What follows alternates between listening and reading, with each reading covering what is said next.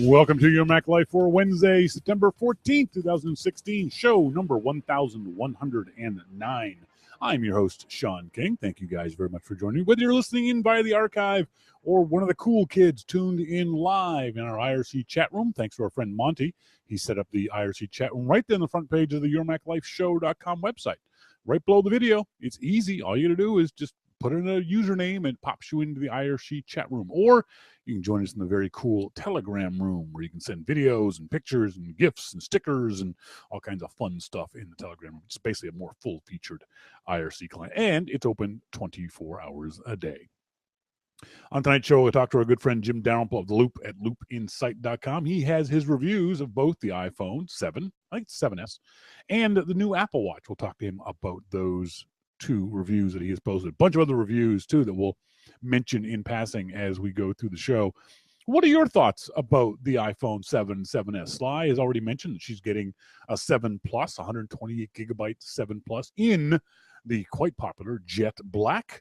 And that's one I would get too if I could afford it. I can't afford it, so I ain't getting it. What about you guys? Are you going to get an iPhone 7, 7S, an Apple Watch, Series 1, Series 2? Has any of this changed your mind, pro or con? For any of those devices, send emails to onair@yourmaclifeshow.com. Later on the show, in our starting point photography segment, we all take a lot of pictures, and not every picture is a keeper. But there are photos that you want to keep anyway.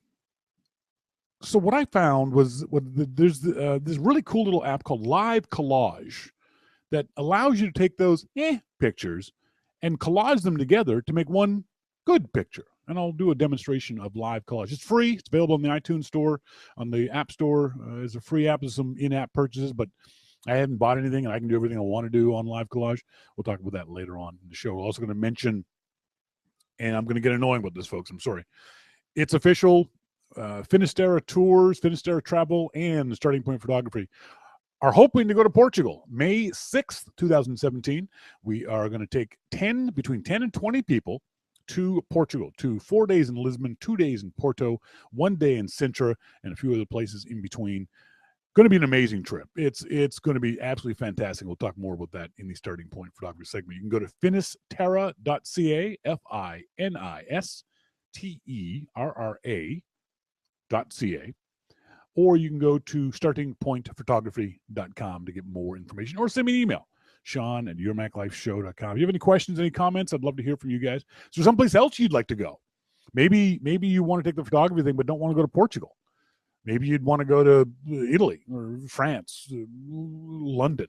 Let me know. Let Finisterra know, because they can arrange these trips anywhere that I want to go. So I want to keep doing this. This is something that's very exciting to me and something I want to do more often. First up, let's get some housekeeping stuff out of the way. October 1st is going to be a big day for our girl Sly. She is going to be in Seattle. That's not the big deal. Seattle's not a big deal. But she's going down there to hang out with her Springsteen friends for a Springsteen book signing. This is a big deal. I think this is the first Springsteen book. This is his autobiography that he wrote. You read the Vanity Fair column about it. He actually wrote this book, and she is going to get a signed copy, and she's going to talk to Springsteen. She's going to cry. She says she won't. I guarantee it. She's going to cry. I know how much Sly loves Bruce. She's going to cry tears of joy and happiness. She says, finally, after all these years, I'll be able to look him in the eye and thank him for the music and friendships he's brought me. That's so cool. I'm so happy for you, Sly. I can't be more happy that you're going to go down there and actually meet Bruce Springsteen without the groping that you've had to do in the past. Also, my friend Sharon, tomorrow morning at 9:30 is taking her motorcycle licensing class. It is a multiple choice class, which I think is disturbing, but she is getting her learner's permit to ride a motorcycle. And congratulations, Sharon. I know you're going to do great on the class, and her and I are going to go riding on Thursday or tomorrow afternoon on her brand new bike. So Sharon, good luck, girl. There's, like I said, we're going to talk to Jim about the iPhone 7S. For me, the big thing is I'm less, not concerned. I care less what techie, geeky guys think about the iPhone 7S, if only because, the big iPhone, the dual lens one. Because the most important thing to me is the dual lens camera. So I wanted to see comments from photographers, professional photographers. And there's a really neat story I posted up on the Loop this morning, the Austin Mann and his trip to Rwanda. If you get a chance to read that review of the iPhone 7, but watch the video too. The video is remarkable. I did not know. Now, I don't know if this is an average everyday tourist kind of thing that you can do, but they got so close to the mountain gorillas in Rwanda that one of them reached out and touched him, which would be just scary as hell and very, very cool. Watch the video. It's really, really neat. The ideas that are coming out of, the comments are coming out of professional photographers who play with the iPhone 7 dual lens camera. Really encouraging. You're going to take great shots with this. It's going to help you take better pictures, from what I understand, from what I've read from professional photographers. Not dipshits like Marco Arment, who says you should never use the on-camera flash and that the f2.8 opening is mediocre. The man's never even used the phone, and yet he claims that it's mediocre. For me, I want to hear from pros, not tech nerds. Monty says, I'm not sure how I'd feel about a creature that powerful being close enough to touch me. I know. And it wasn't just any gorilla. It was the silverback. It was the big guy. He's huge. He's probably 500 pounds. And he just reached out and touched him. Was like, yeah, I'd want a zoom lens on my camera. I want to stay back. But it was a really cool video. So if you get a chance to look at that video, please do it. It's really, really neat. I wrote this down, but I don't remember who said it. Someone said, I get cynicism, but some of this is just hipster bitching reinforcing the idea that tech-savvy people aren't happy unless Apple is shoving something shiny up their asses every 2 weeks. That was a great quote. One of the things I'm curious about is just almost not every. Gruber said this, there's a large contingent of pundits who apparently would be more excited about a new iPhone that looked entirely different but had the exact same components as the iPhone 6 than they are by the actual iPhone 7, which are shaped like the 6S but have the amazing new components. Tech nerds and geeks and pundits aside, who all seem to think that Apple needs to change the shape of the iPhone in some sort of way. Do you think average people care that the general shape of the iPhone has remained the same for the last 2-3 years? I don't care what shape my phone is. I mean, this is phone shaped. What other shape would you like it to be? Round? Would you like it to be square? A triangle? What other shape could it possibly be? And why don't these folks recognize that this is the best shape it can be for what Apple's doing? The bezels are there for a reason. This white space up here and down here. Now, when Apple gets rid of, and they will, gets rid of this button and puts it on the screen, they'll have that much extra space. And maybe it's unlikely they'll ever do anything about this bezel because the phone's in the back and the phone takes up the same amount of space. But that's the last thing I care about with the new phone. I care about where the buttons are. I care about how the buttons are used. I care about the jacks I have and don't have, as the case may be. But I don't care about the shape of the phone. The size, yes. But the shape, I don't. Ask around to average folks that you know and see if they've even noticed or even care. Would they be more or less likely to buy the phone because it was shaped differently? Another example of tech pundits and the way they think about things. Jason Snell over at Six Colors had, let's see if I can pull this up. His review of the Magic of AirPods was 1, 2, 3, 4, 5, 6, 7, 8, 9, 10, 11, 12, 12 paragraphs about the AirPods themselves, about the technology, about how they fit, about all these other kind of things. And then in the 13th paragraph, he says this: unfortunately, my time with the AirPods was in a really loud room, so I can't vouch for how they sound, which for some people is a make or break proposition. For some people? Don't all of us care how they sound? Isn't sound the most important aspect of something that you listen to? I don't care about any other aspect of the AirPods if they didn't sound good. That's the first thing I want to know, not the 13th. And granted, the AirPods do some really cool stuff, some really interesting things. We'll talk to Jim about how they work. But none of it would matter if they didn't sound good.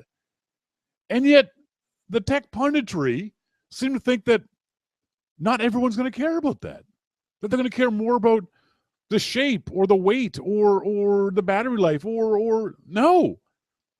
Sound is the most important frickin' thing, Jason.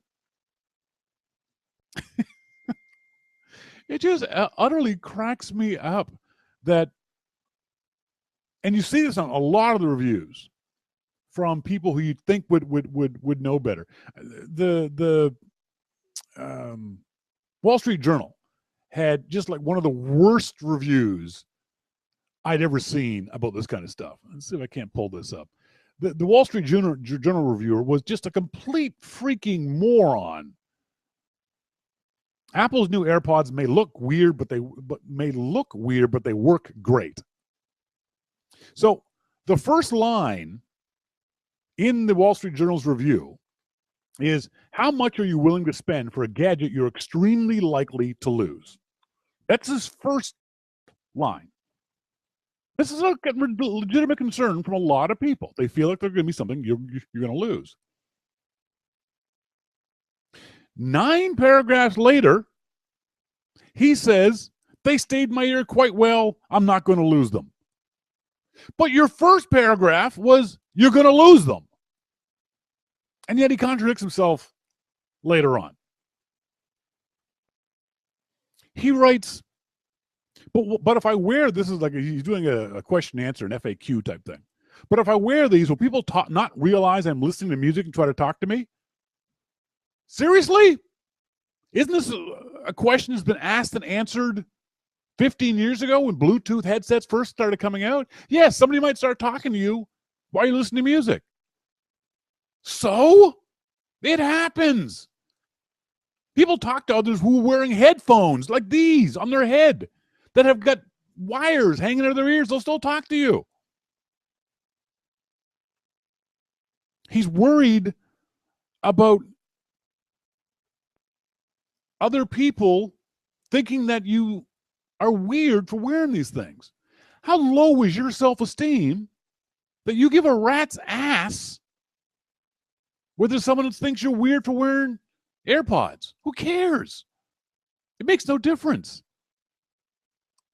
It's just bizarre how these guys think about these things. They don't think about them as the average person, but they don't seem to think about them as a normal person either.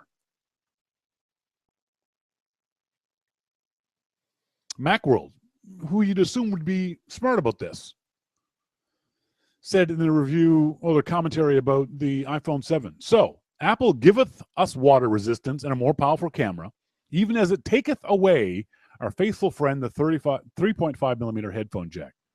The iPhone lineup still lacks built-in wireless charging, Apple Pencil support, and an OLED screen. Where the hell are you getting that stuff from? Oh, I'm sorry. You're getting it from the rumors. So you're slamming Apple's presentation because they didn't fulfill all the things that you thought the rumors said they were going to. And that's somehow Apple's fault. That wireless charging is a very inefficient system. It was rumored, but Apple didn't include it. So that's Apple's fault. That there's no pencil support on the iPhone. And that's Apple's fault, not you listening to the rumors. There's no OLED screen. That's Apple's fault, and not you listening to the rumors. It just, it's kind of mind-boggling that this is, that these people write this way without thinking about how they write or what they write and how it's going to be taken by other people. They seem to live in these little tech bubbles with blinders on, and they can't comprehend how average normal people think about and use this stuff. I don't think the average person knows or cares about OLED support or wireless charging or Apple Pencil support. I may be wrong, but yeah, Dave D. Pencil on the phone could be nice, but not necessary. That's right. Wayne says that screen is too small for a pencil.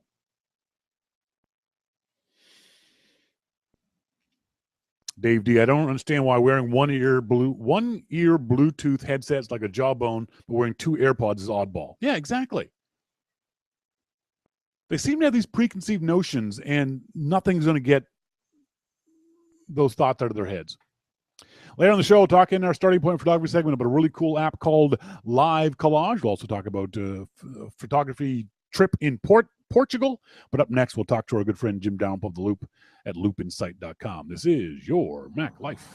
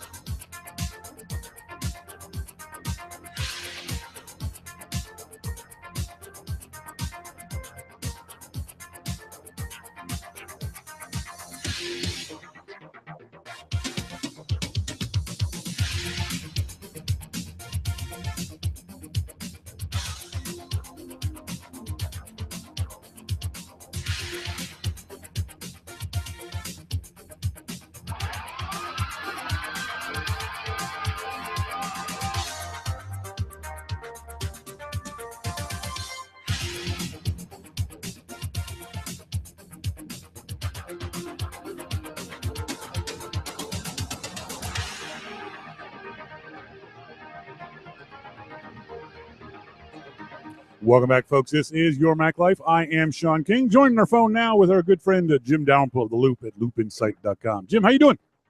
I'm doing good. How are you? Did you? I'm quite proud of myself. Actually, I was such a good boy last week when you were on the show.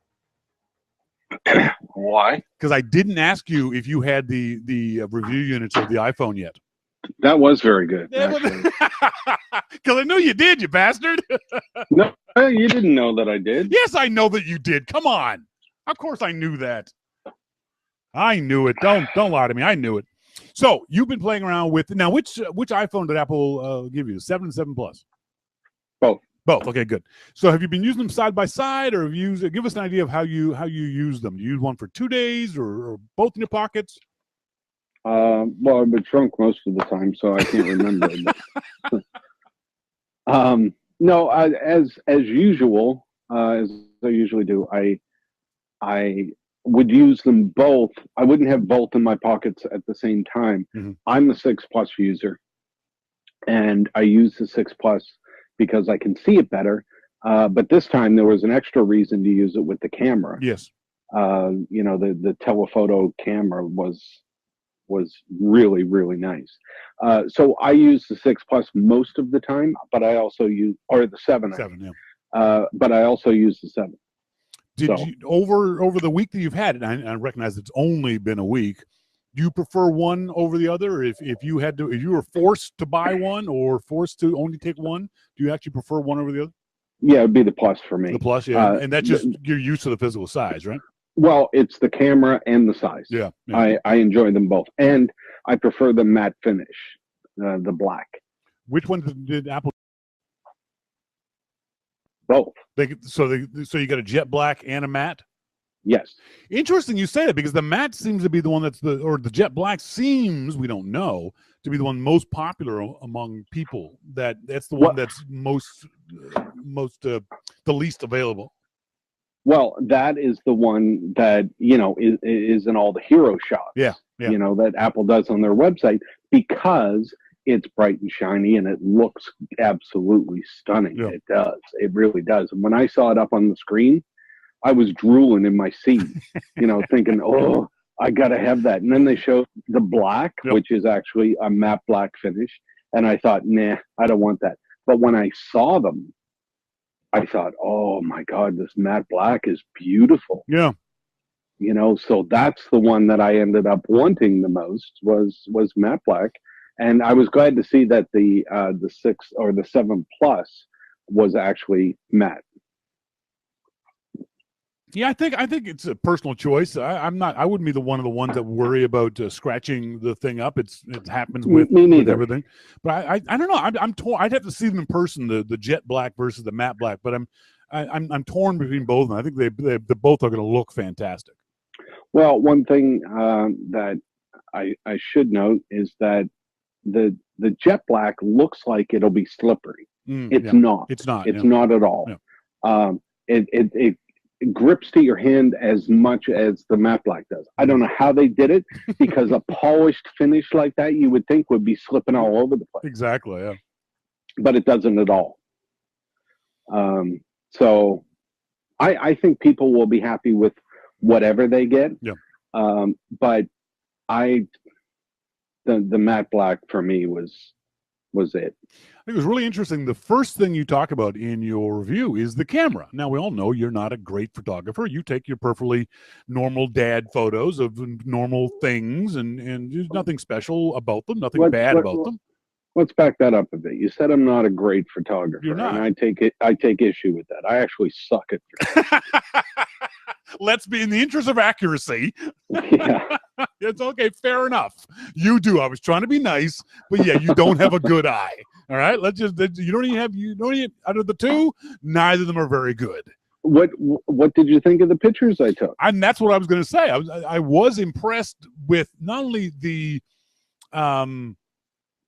quality of the picture itself, but also your eye. You seem to have done what you're supposed to do with photography. You took a really neat picture of some sort of fat little cactusy rubber tree. I'm going to assume under the bridge. I don't know what it is. Yeah, it looks really fun. It looks like the leaves are real squishy, but the color on it is really nice. The other thing you always look for in these kinds of shots is in the shadow and in the dark areas where there's much detail in them. There is quite a bit of detail underneath those leaves. And then the next thing you look at is what are called hot spots. So in the image that you posted up on the loop, in the upper right-hand corner where the sun is shining in that building, normally what would happen is that would just be a white blob, and you really wouldn't see much detail in there. But there is some nice little detail in that blobby area in the upper right. So I was impressed with the photography.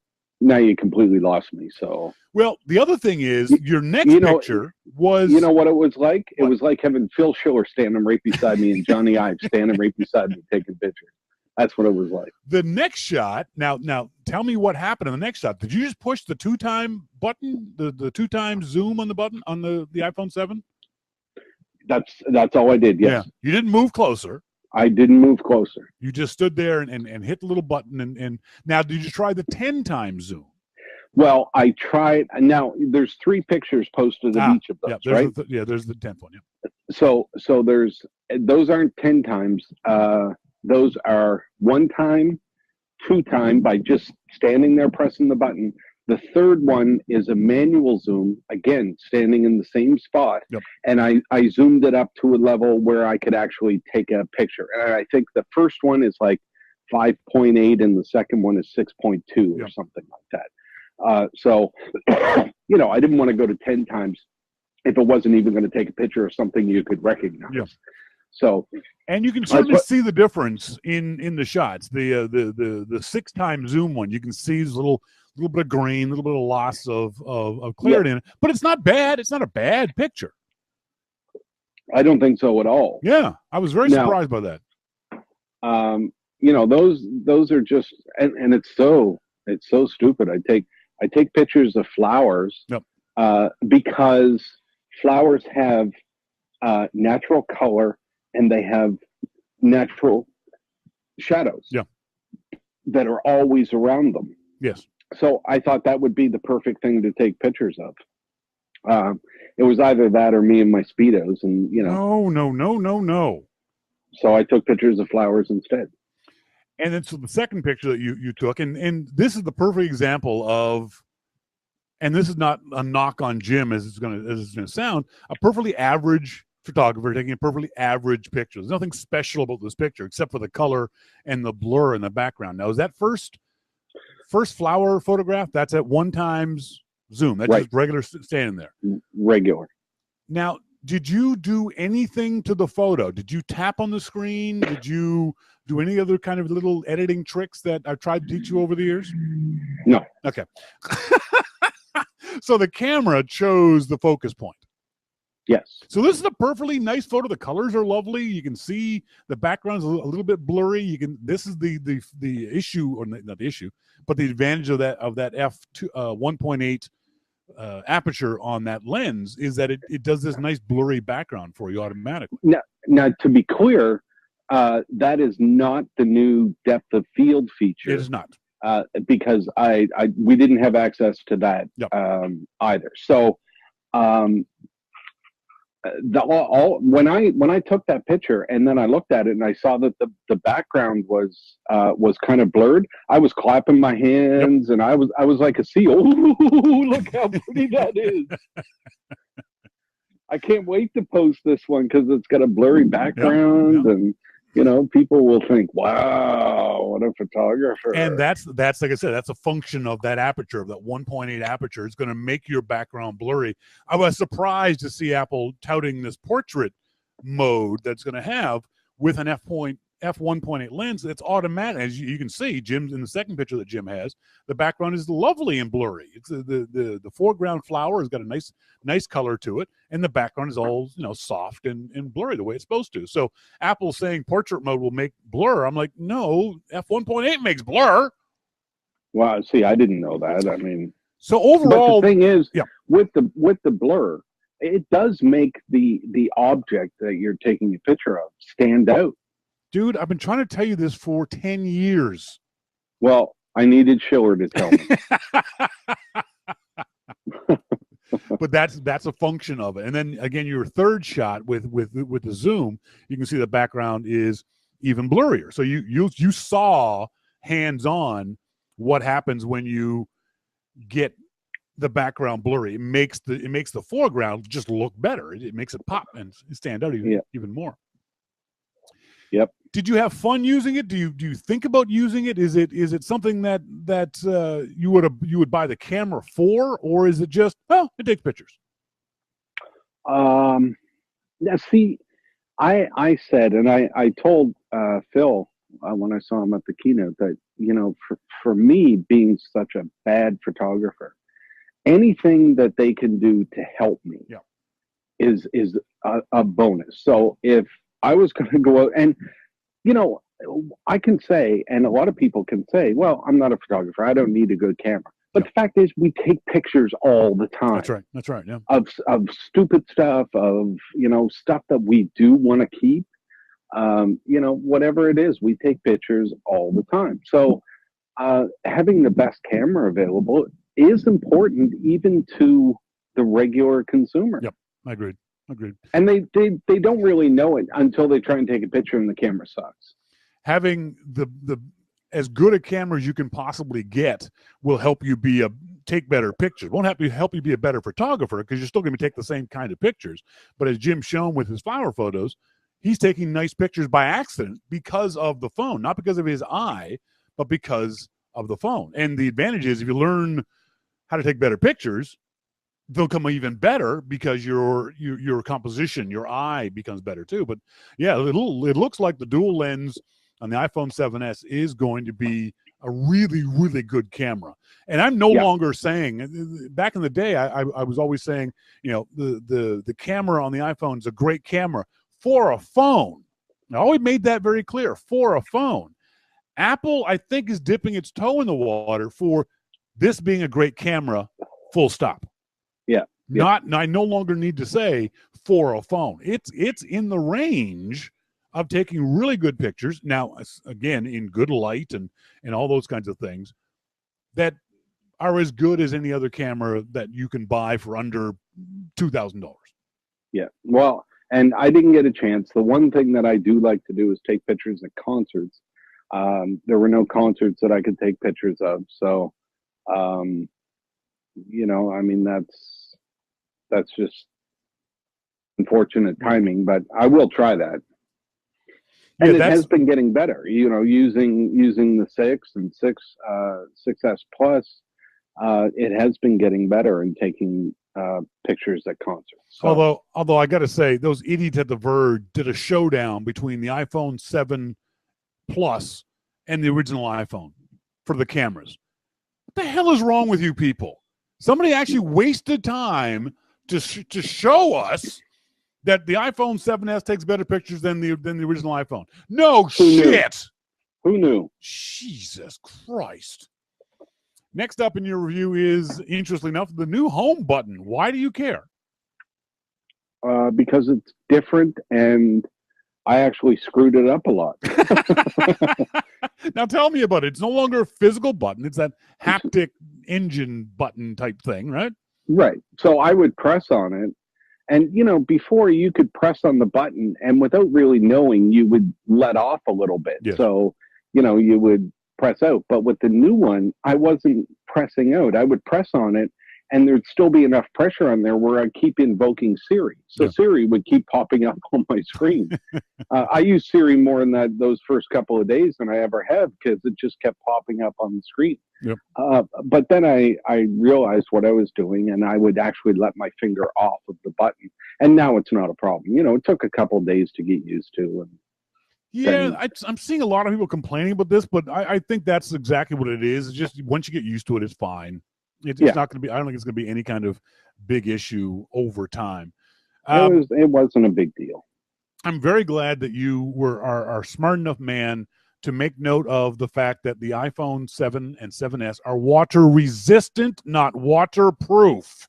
Yeah, there's going to be all kinds of idiots. Oh, God damn. Although I did see Matthew Panzerini posted a really cool GIF of how the iPhone pushes out the water. I remember watching it in the presentation and thinking, when Apple was showing the how the speaker spits water out, or seemingly spits water, and went, That's really kind of cool. That's kind of clever. I guess, cool. As I found out, this has been going on for years. Other companies have been doing it for other devices. This is the first time we've seen it on an Apple device.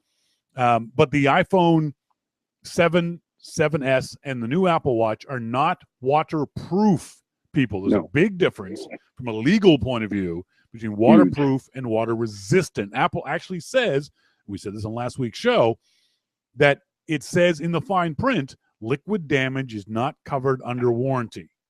Right. That's how you can tell between waterproof and water resistant. If it's waterproof, they wouldn't be able to say that. So but and I think I tried to sum it up as best I could in the review, and just say Apple recognizes that basically shit happens in our daily lives, and they are doing their best to mitigate those types of circumstances so that it doesn't destroy our phone and our watch. Yep. And I think that's all that we can ask from them. That if somebody pours a beer on your phone, which has happened, and more for you than most, then it's not going to destroy it. Yep. You know, you still have to follow the guidelines of, you know, whatever it is that you do, put it in rice or, you know, whatever, or just brush it off and things will be fine. Yep. That's great. I think that's a wonderful feature to have. You know, same with the watch, water resistant for swimmers. That's wonderful. The whole thing about locking the screen down so that there's no touch on the watch screen when you're swimming is great. What a great feature. Next up in your review over on The Loop at loopinsight.com, audio and the headphone jack. This sent people into paroxysms of angst and Sturmendrang and oh my God.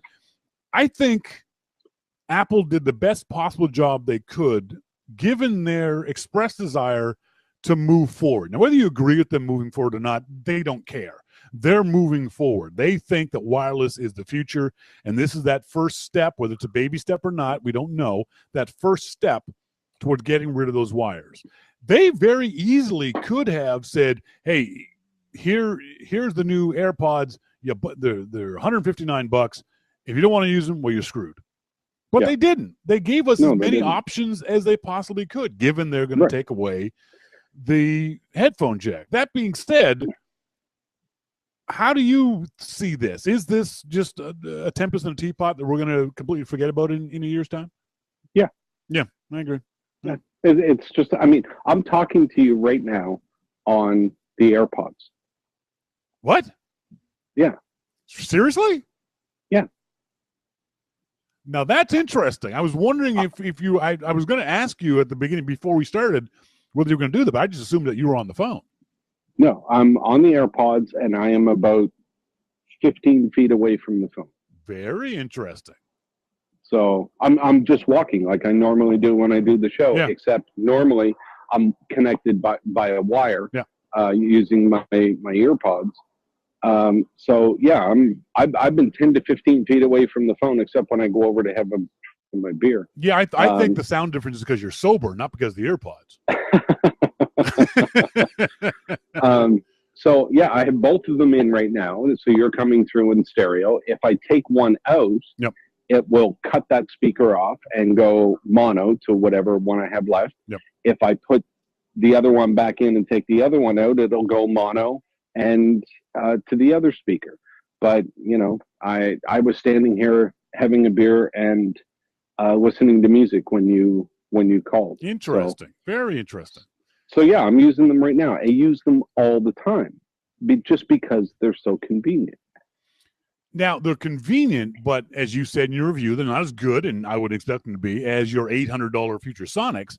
That being said, one of the issues that a lot of folks have, especially audio nerds, is that the bandwidth of these things is not as good as wired. There's just no way that you can push the amount of data through the air as you can wired. But the vast majority of people aren't going to care about that. Now, you are a musician. You're not an audio nerd, but you are a musician.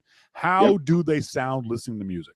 Sound really good. A lot better than what I expected. And I've tried Bluetooth headphones in the past, and I got to the point where I finally I just wouldn't even bother anymore because, on long stints, because they just did not sound good. Yeah.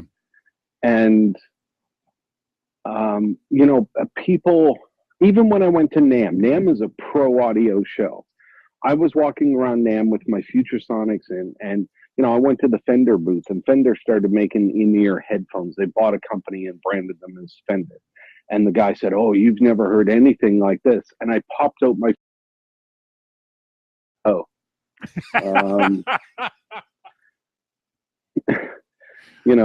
so even people in the industry recognize that Future Sonics are it. Yeah.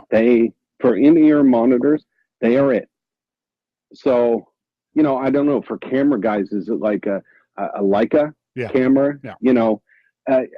You go up to somebody and say, "Oh, you've never seen anything like this," and they pull out a Leica camera, and then they say, "Oh, well, okay, well, maybe you have." Yeah.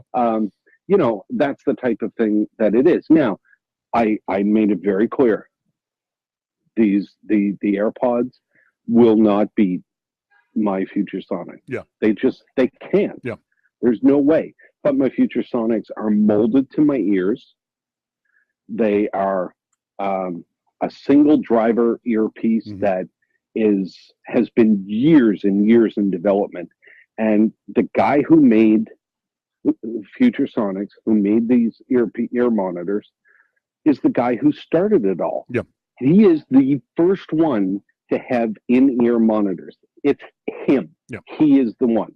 So he knows what he's talking about. And I can hear things in those Future Sonics earpieces that I cannot hear using any other earphones. So they are the best. Now, when I listen to music using the AirPods, they sound really good. Really, really good. I'm impressed with the bass, which is something that is typically missing. Bluetooth headphones sound really tinny most of the time. And I couldn't listen to them because it was just, the sound was so awful. That's not the case with these. They do have some bass in there. They sound really good. Now, at the same volume, if I put in the Lightning headphones are a bit fuller. They are a little louder. But it's a wired connection, and it's a wired digital connection. You would expect that, yes, of course that's going to happen. It would be like if you downloaded music onto your iPhone and played that music in your car wirelessly over Bluetooth, and then you plug in your phone and play a downloaded piece of music directly from the phone. Well, the downloaded piece of music over the wired connection at the same volume is going to sound louder and fuller in your car speakers than the wireless connection streaming. Yes. It's just, that's the way it is. There's nothing you can do about that. That's how it is.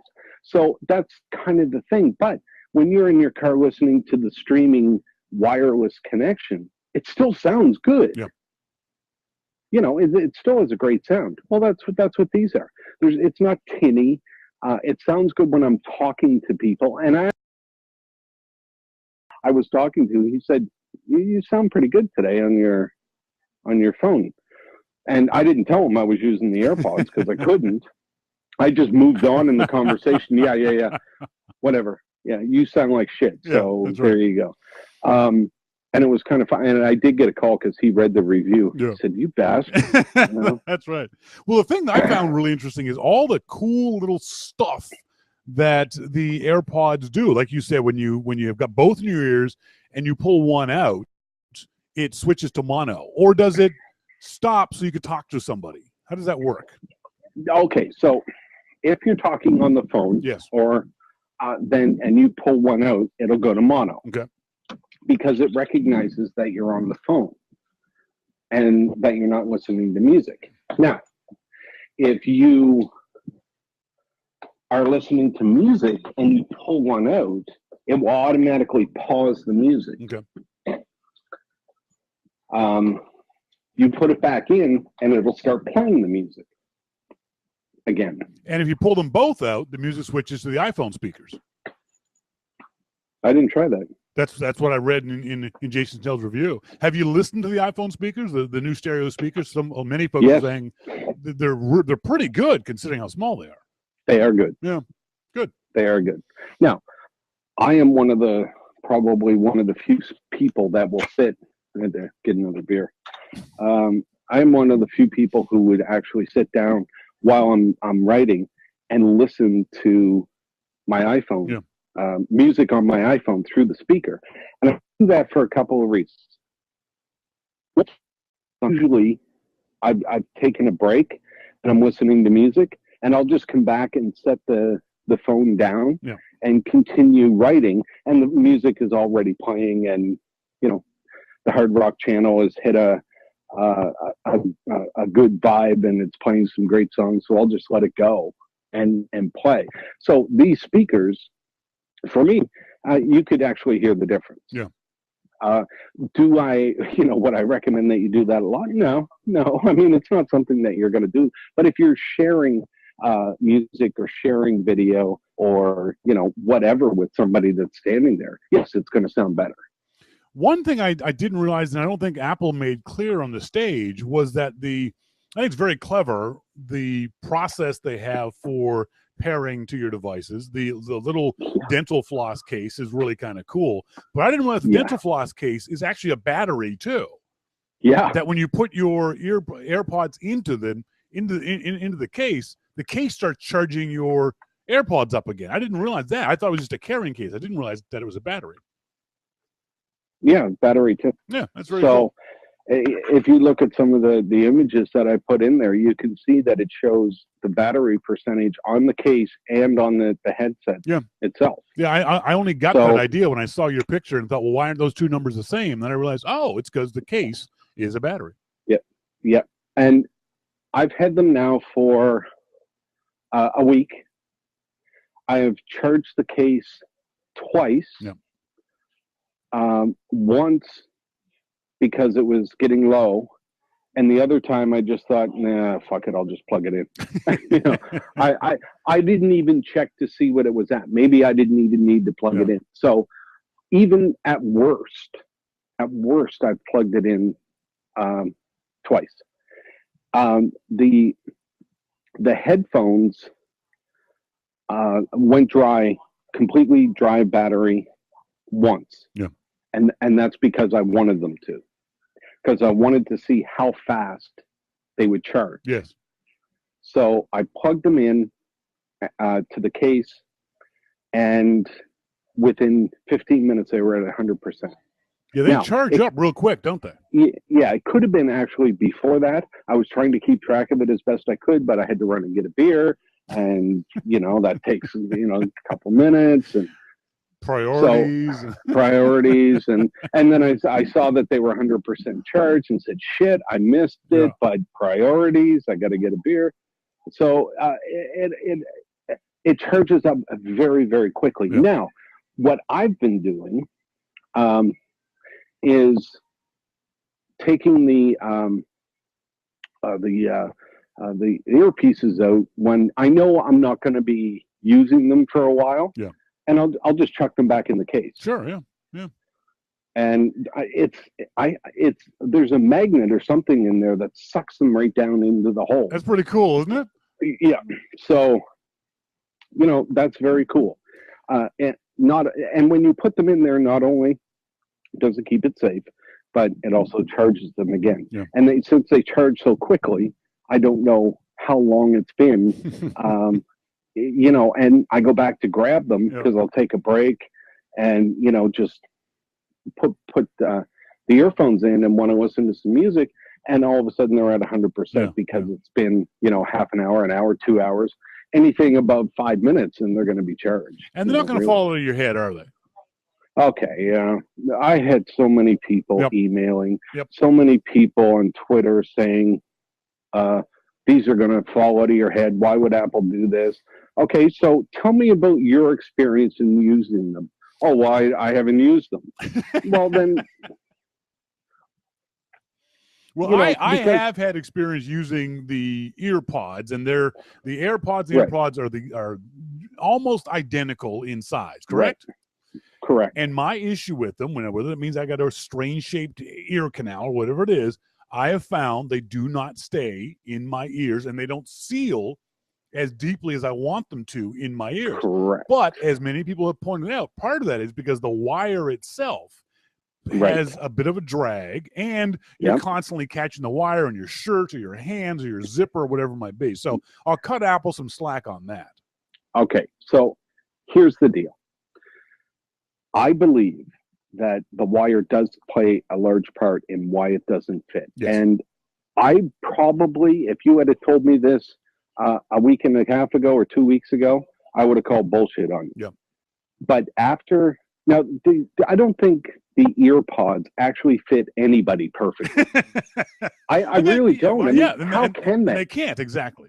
They can't. So that's why I have, these Future Sonics are custom molds to my ears. I went to an audiologist and had molds made to my ears. They made those headphones specifically for me. Nobody else can use them because they'll never fit. That's right. So when you look at the ear pods, Apple does the best they can based on, the human ear. Yep. They probably fit a pig as well as they fit a human, But when I put in the AirPods, and I will be honest, I fully expected them to fall out. I put them in, and they fit very comfortably. Yeah. Now, do they seal like my Future Sonics? No. No, they can't. Did I expect them to? No. That's right. Yeah.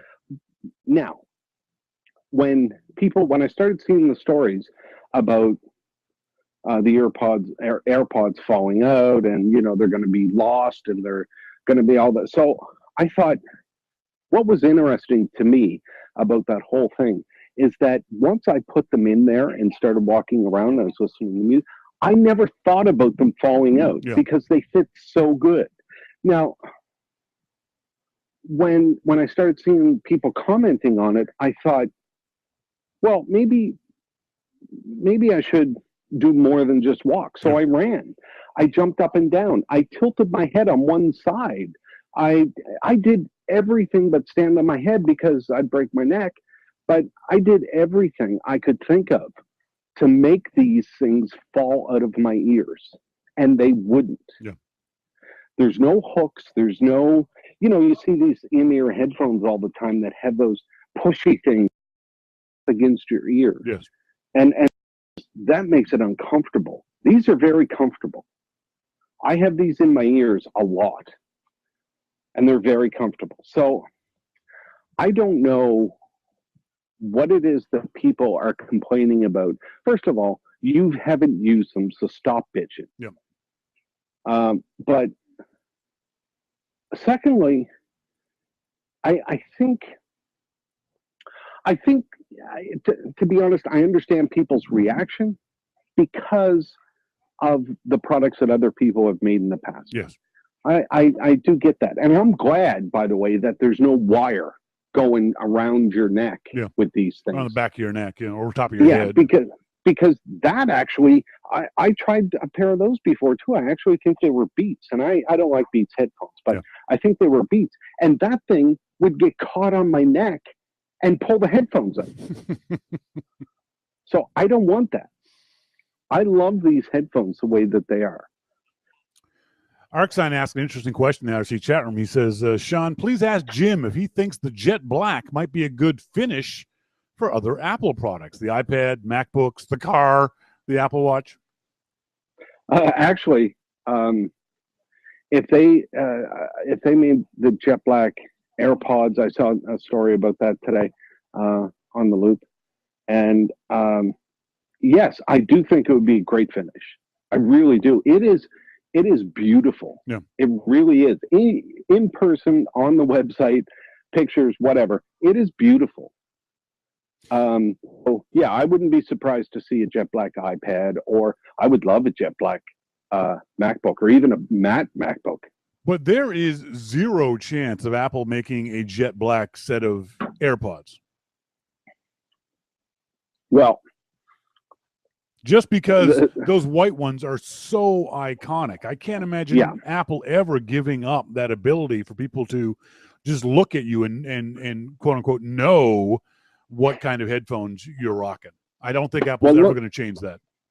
Look, last week when we did the show, when I was at the jazz club, and I was outside, counting people. Yeah, oh yeah, that's right. And 90% of the people that went by had white headphones in, and the ones that didn't, I hit with a bottle. So you got to refrain from doing that. I know. Let's move on to the Apple Watch. The most aggravating thing I read about the Apple Watch, and I won't say his name. You guys know him, but I won't publicly out him. The new Series 2 watch is both thicker and heavier than the Series 1. So I'd love one for the GPS chip. I've decided to pass for now. It's 2 millimeters thicker and 5 grams heavier, you whiny bitch. Okay, I don't know who this is. Who is it? I'm not going to tell you. Tell me. It just means Rob Griffiths. Okay. What kind of a limp-wristed, weak-armed person are you that 2 millimeter difference and 5 grams would make you stop getting the watch that you say you want? I'll be honest. I didn't even look at the specs. I still have not looked at the specs. Nobody but nerds do. Well, you know what I did? I put it on. I put this watch on last week, and I've been using it steady. I go out for walks without my phone, and I know that my piece about Apple Watch may have seemed odd to some people, just because I knew that they would say, well, why don't you just turn on airplane mode? Because I didn't like to take my phone on a walk, because I want my walk to be about my walk and relaxation, not about my phone. Well, I can't turn on airplane mode, because then I think I'm going to miss something. And what if something happens? But there is a sense of freedom when you walk out without your phone, and it's like a sigh of relief or something that comes over you, where you just say, okay, nobody can talk to me for the next 30 to 60 minutes. I'm just going to be out walking, and I get all of the information that I would if I had my phone with me. I have my music. I have a playlist that I downloaded to my phone, and I know it's all good music because it's all the songs that I've loved over on Apple Music. So I know it's a good playlist. I'll enjoy all the songs, and I do. And I just go out and I walk, and it's great. I come back home. My watch syncs to my phone. I look up the map that I was on, and it shows me where I did good, where I did bad, where I was average. Mm-hmm. And funny enough, that's usually the same places every day. Yeah, it was interesting reading your review. You said that you found that you sped up in the last half of your walk, which just seems to be counterintuitive. Does that mean that you're on the way home and you speed up, or is that just in general? Right before I speed up, I have a section where I slow down and then go to average. And I think consciously, I know I've slowed down. Because I hit the 1 mile point at the same place, obviously, every day. So it beeps on my arm, or, haptic thing on my arm. And I look at the time and I can see, oh shit, I was faster yesterday. I better speed up. And I speed up my walk, which is a good thing, because you get your heart rate pumping, and you start going. So I don't mind it. It's just interesting that at the same place every day, I start to speed up, and the second mile of my walk is always quicker. When I was reading that in the review, I thought that was very interesting. I thought maybe it's downhill or something, something like that. No, it's completely flat, the whole walk. Now, it will show you red spots on the map when, for instance, I have a couple of intersections that I need to cross. They're not stoplight intersections. They're four-way stop intersections, but they're big intersections, so I do have to stop and make sure, I'm not going to get run over. Sure. And I do that, and that always shows as a red mark on the map, because obviously I'm going slower than the average. But I do find it very interesting to actually see the color-coded map of my walk. One of the comments I thought was very odd. Someone said, looks like Apple hasn't solved the main watch problem. It's still pretty ugly. And I thought, seriously? I've never heard or thought that from anybody. I have never heard anybody say that the watch is ugly. It's a weird thing to say, isn't it? It feels like one of those things that nerds say because they've got to find something negative about the Apple Watch, and that's the best they can come up with.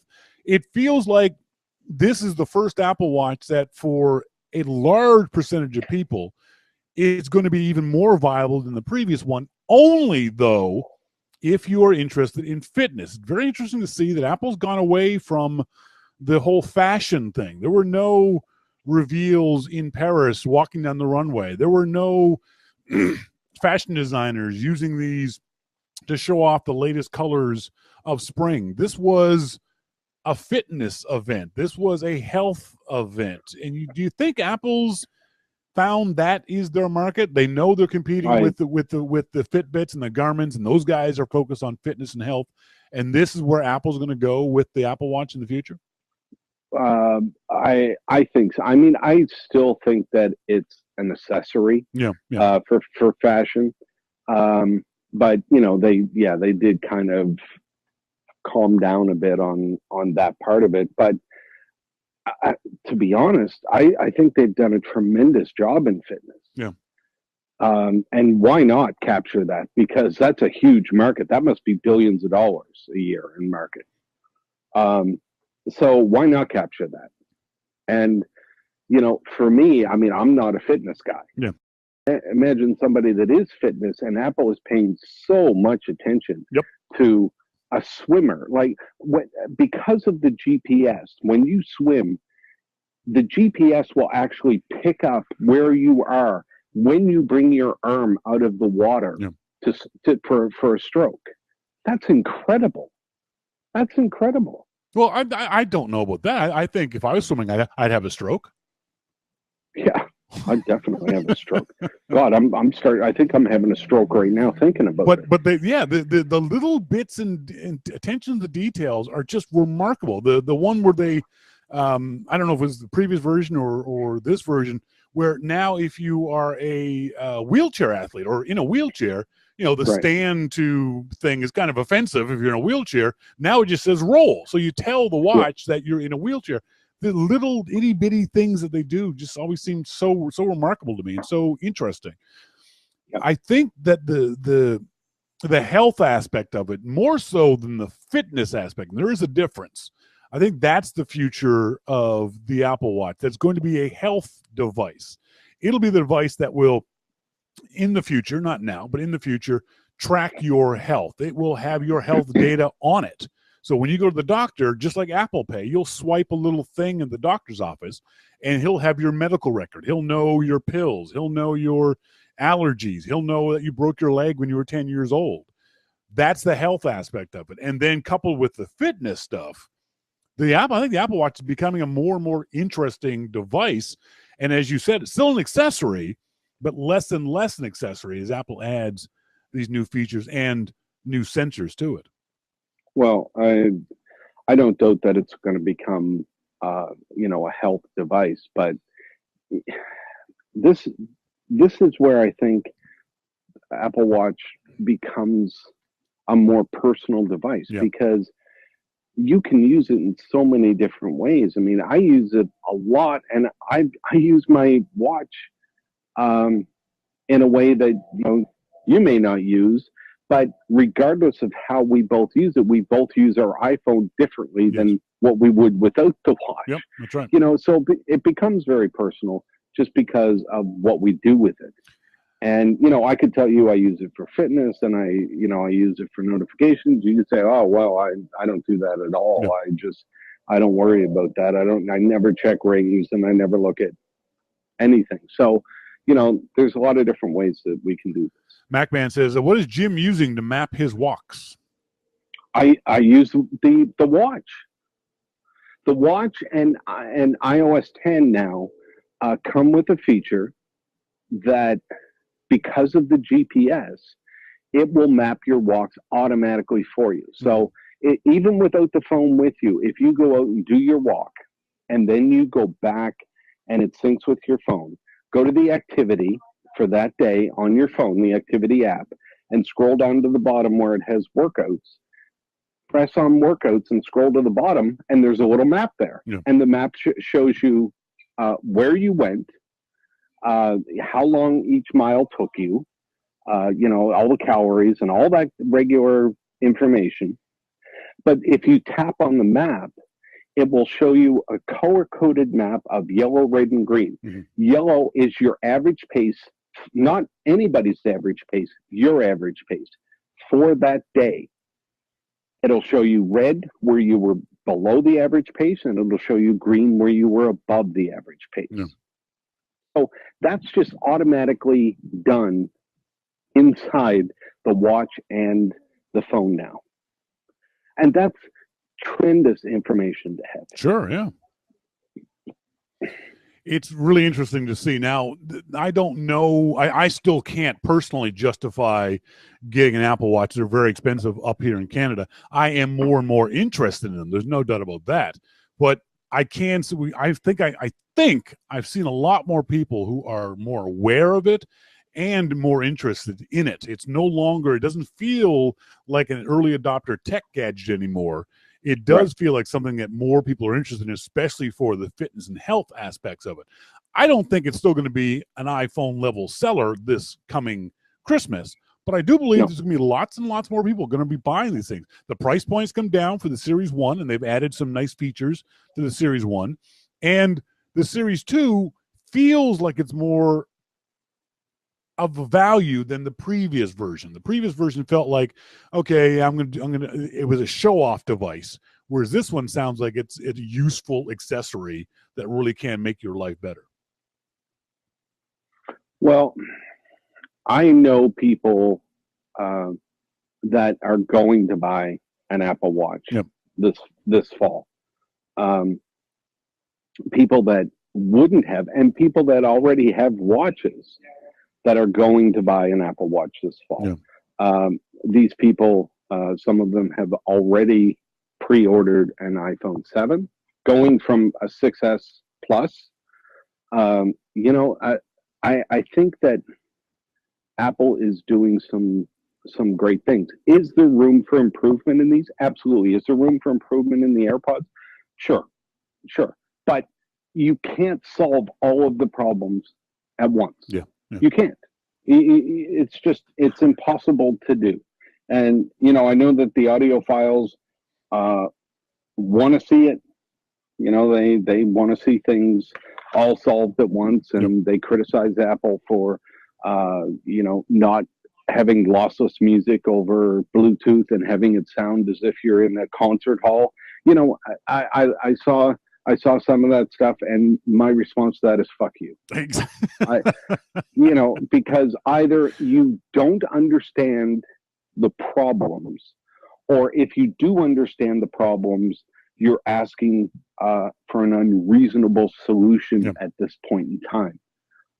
In 10 years, we'll have a solution to that problem. We do not have that right now, and that's not Apple's fault. So, getting rid of a 100-year-old headphone jack, not a big deal. Get rid of it. I could care less.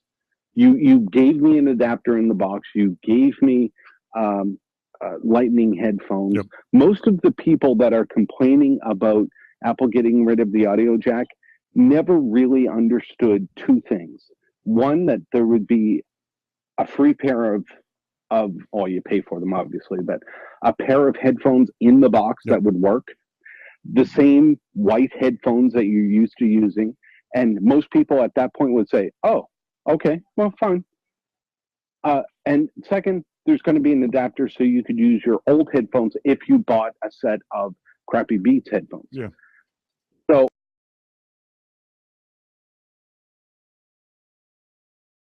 they don't care. Yep. The majority of people, the mass market that Apple is going for, do not care. That's right. That's right. Yeah. And that's what Apple has to be concerned about, is that mass market people. Now, are there audiophiles with, special gear and all this kind of? Yes, absolutely. Are we going to please them? There is never any possibility in the world that will ever please everybody. Never. Last question before we let you out here after this extended segment with Jim. Ceramic. Did Apple give one of the ceramic ones? No, I wish they did. I was going to say. My God. It sounds like from your review, you were lusting after the ceramic one. I lusted after that. I did. I didn't lust.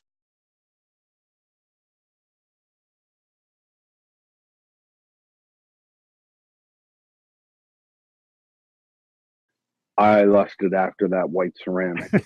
I thought you did. It seemed to me to be a bit lighter. The Nike version was definitely lighter than the ceramic, but the ceramic seemed to be a bit lighter than the other ones. But it was gorgeous. It was just gorgeous. I loved it. I was afraid in the hands-on to pick it up because I might steal it and get kicked out. Yeah, no kidding, kidding. But you have a ceramic Apple Watch, so there's trade-offs. There's trade-offs. There's trade-offs. Folks, we're talking to Jim Dalrymple on the Loop at loopinsight.com. He has his own podcast up on the iTunes store. Check him out. Otherwise, he's here each and every week. Thanks, Jim. Thanks, Shawn. Night, buddy. Bye. Sorry to Jim.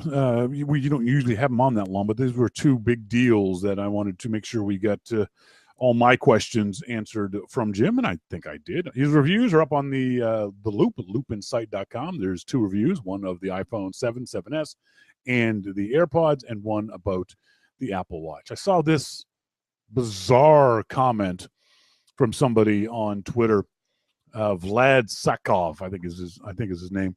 And Vlad says, we call ourselves tech fans, yet we're the quickest and most brutal to mock misfortunes like the Note 7 battery or iOS 10 update issues. Dude, those aren't the same things. You can't you can't equate a battery that blows up and destroys trucks, a battery that people on planes are warned, don't turn your phone on, with a minor glitch of the iOS software update. And speaking of the minor glitch of the iOS software update, first, never do an update to your operating system, whether it's the Mac or the PC or your iPhone or your iPad, without a backup. This is why we're always beating on people. Make sure you have backups. Secondly, it wasn't that big a deal. Yes, it may have affected you. Yes, it may have affected your friends. But 15% of the installed base is already on iOS 10. That's millions and millions of people. And a few thousand had this little glitchy problem. Don't blow it out of proportion. This happens every single time Apple does the update. And it's just because Apple can't test every single scenario with every single version of every single software that's out there. It happens. If you have a backup, it's a minor annoyance. If you don't have a backup, it's doom and gloom. So have a backup, folks. Please make a fun of backup. Macman says, I can't make too much fun of Samsung, seeing as Apple had their fair share of MacBook Pro battery issues. Yeah, but none of the MacBook Pros exploded. They had issues, but they didn't go boom. And by the way, Samsung is now using Apple's battery suppliers. So Samsung wised up in that regard. What else do I've got here too? Well, I lost some else. There it is. I got this. Oh, we were talking earlier. I think it was MacMan. MacMan, check this out. I just got this email from Hipmunk, and I know I'm looking at Vancouver to Lisbon, but Hipmunk somehow tells me that from Vancouver to Lisbon, $585. $585. MacMan, you could fly to Vancouver. You could fly to Seattle, rent a car, drive to Vancouver, and go to Lisbon for cheaper than you can get out of Sioux City. that $585? That's insane. That can't be right. The reason why I bring this up is in our starting point photography segment, as I mentioned previously, we are going to be going to Portugal. The nice folks at Finisterre Travel have finally made it official. We are going to be going on a Portugal photography tour with Shawn King. That's me. That's me. Little old me.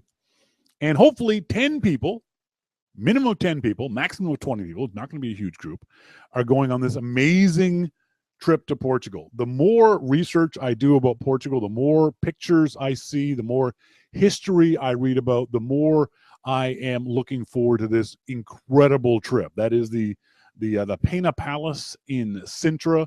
This is a picture of the Euronymous Monastery in Lisbon that we'll be going to. I keep going back to that. I'm dying to go. I don't like street food. Street food does nothing for me, but I am dying to go and have sardines in Portugal. They're very well known for their seafood, and yes, I will in a heartbeat go to a street vendor and eat sardines. Sardines are a big thing for us in Nova Scotia, as well as obviously the Portuguese, and I'm dying to go and try out street food in Portugal.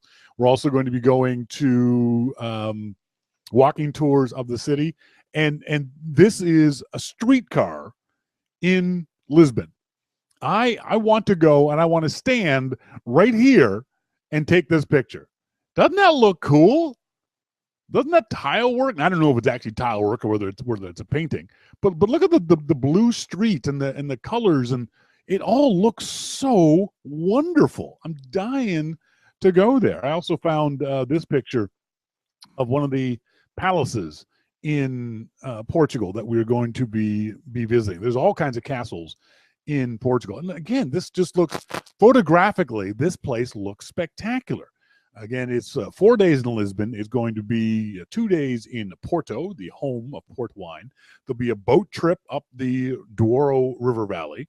There will be breakfast every morning, along with 2 hours of photography instruction for 10 days. So it's 20 hours of photography instruction that you'll be getting from little old me. So hopefully some of you folks will be able to go on this trip with me. It's going to be literally the trip of a lifetime, and hopefully something that you guys might see as something that would be fun to go. And if you can't afford it, and I completely get that it's expensive. This is not a inexpensive trip by any stretch of the imagination. I think the price is $3,750 US.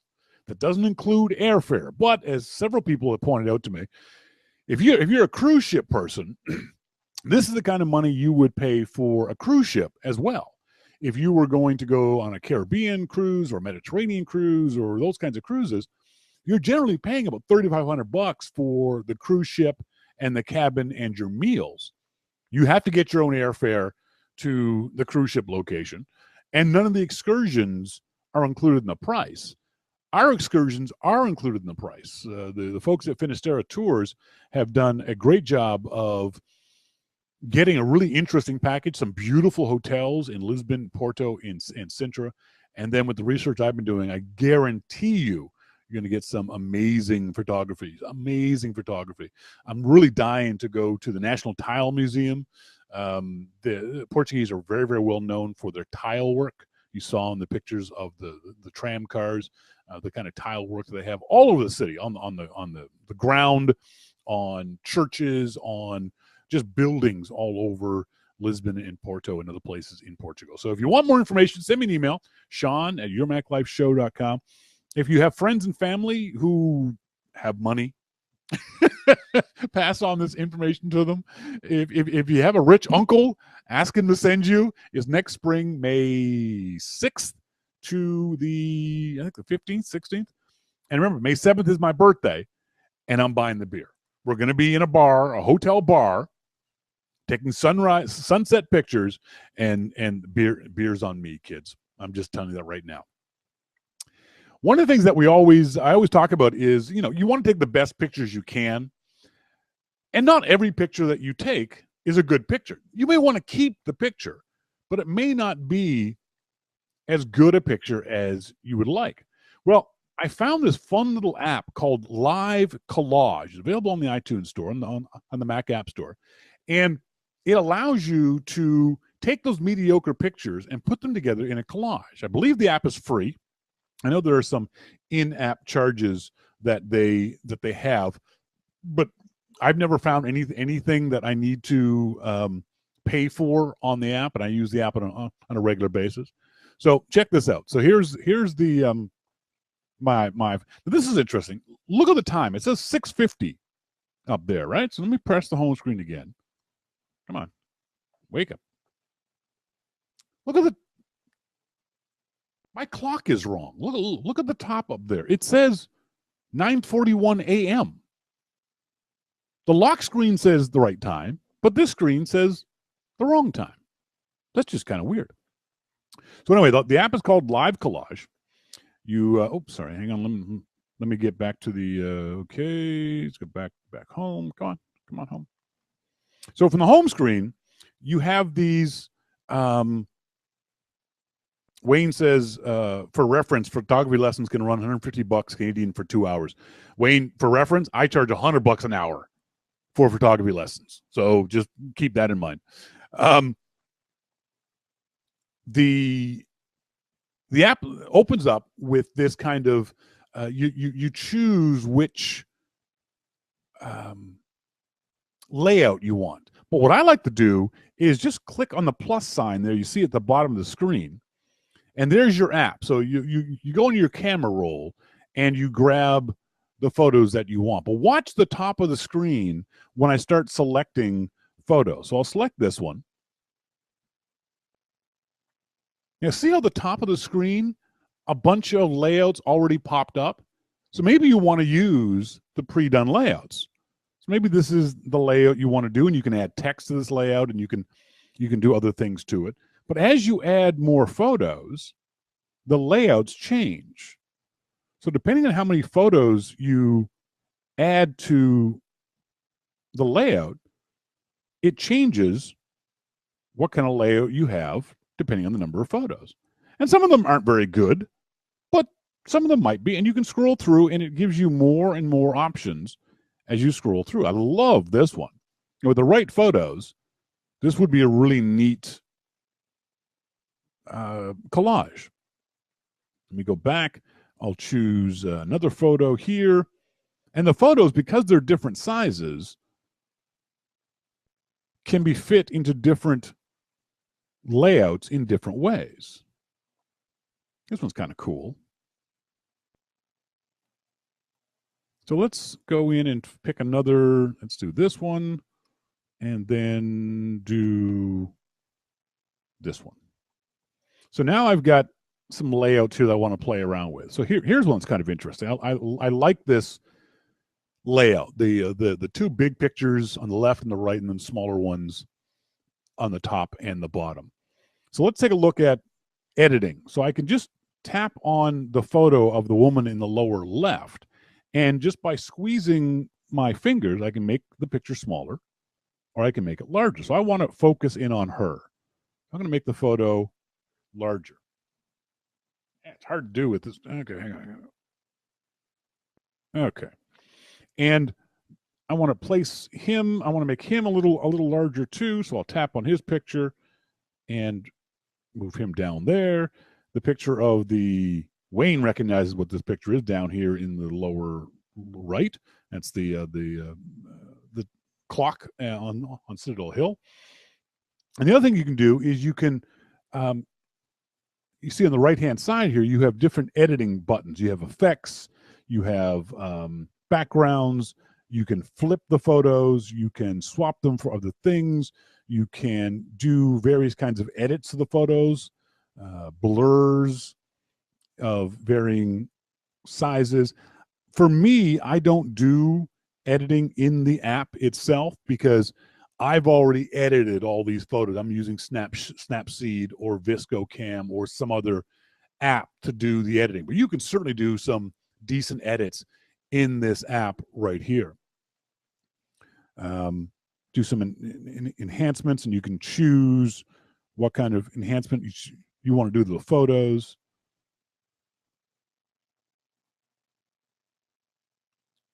And you can have different backgrounds. Doesn't really work here, but it's kind of a fun little app that you can play around with, and you can add text. You can see here in these photos, you can that's interesting. It found the my location was automatic.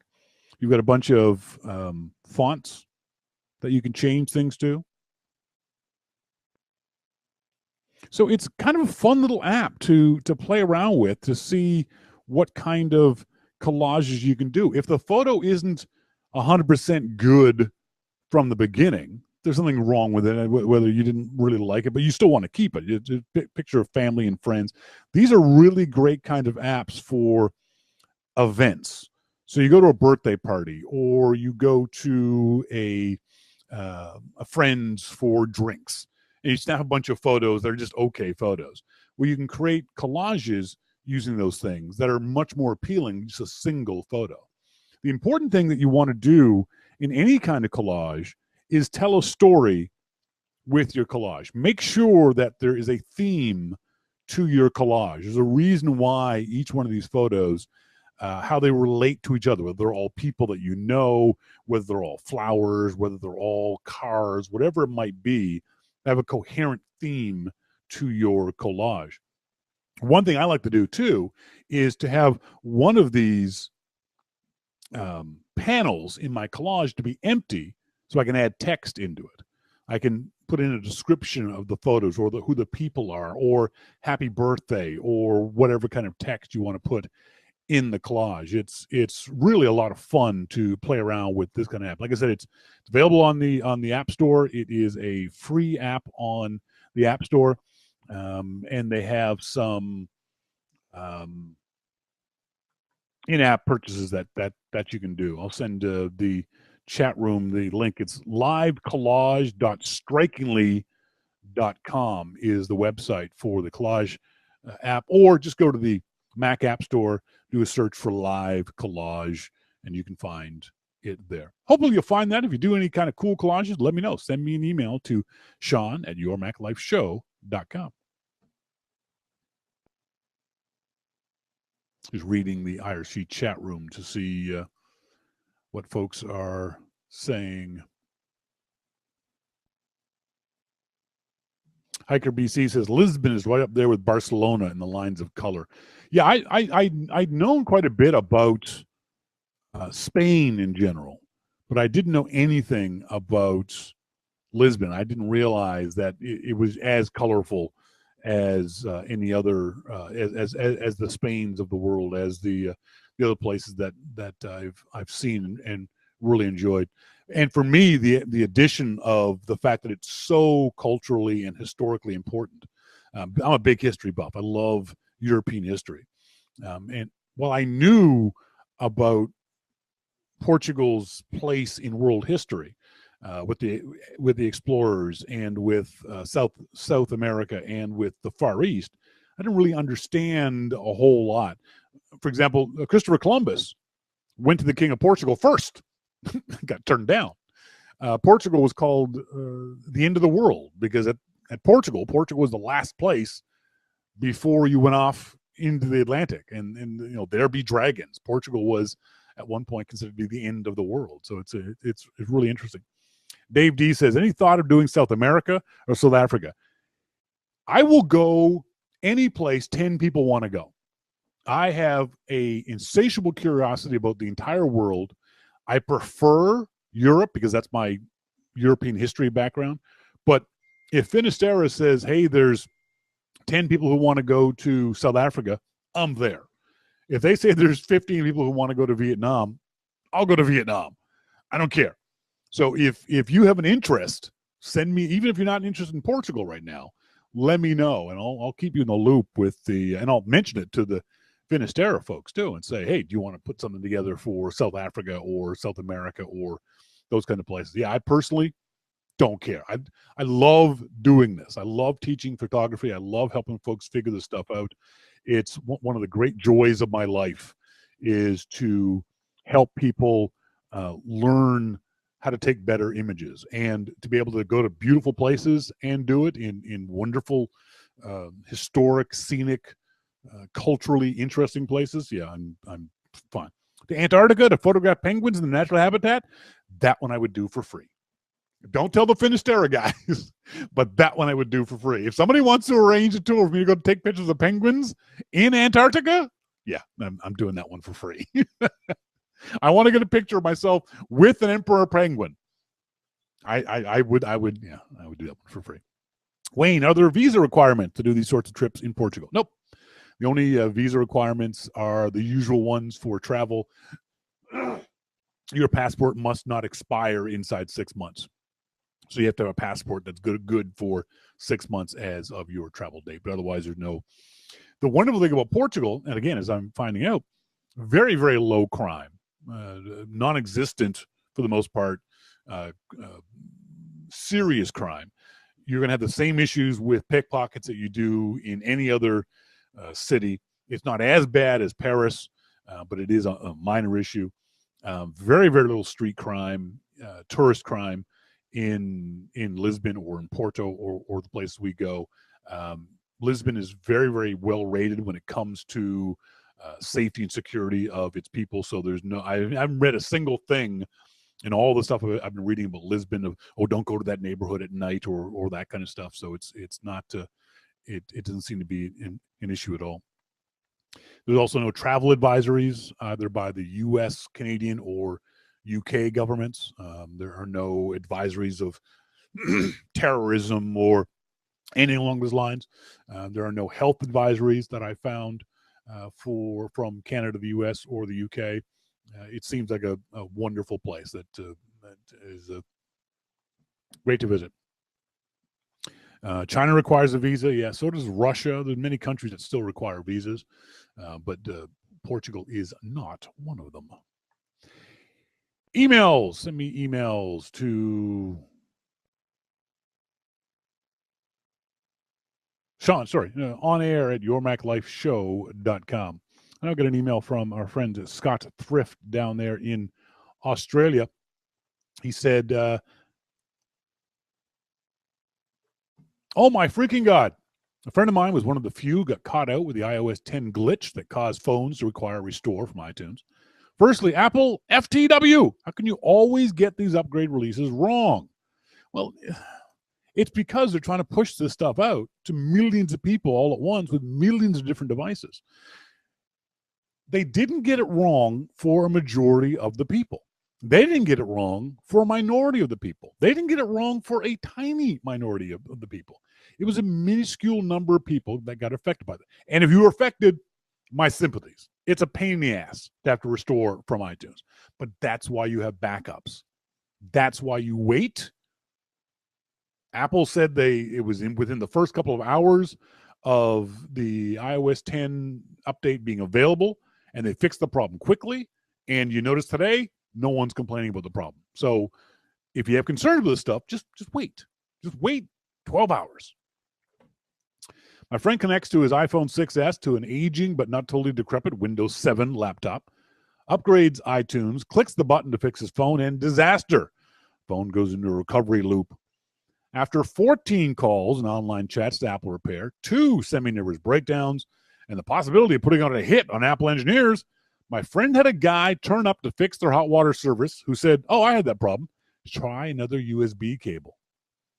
It fixed it. I probably should have thought of that, but the cable's 6 months old and no one at Apple thought to suggest that. Yeah, that I can see could be really, really aggravating, Scott. That I would see as being something that would piss you off to no end. He also points out the Gizmodo.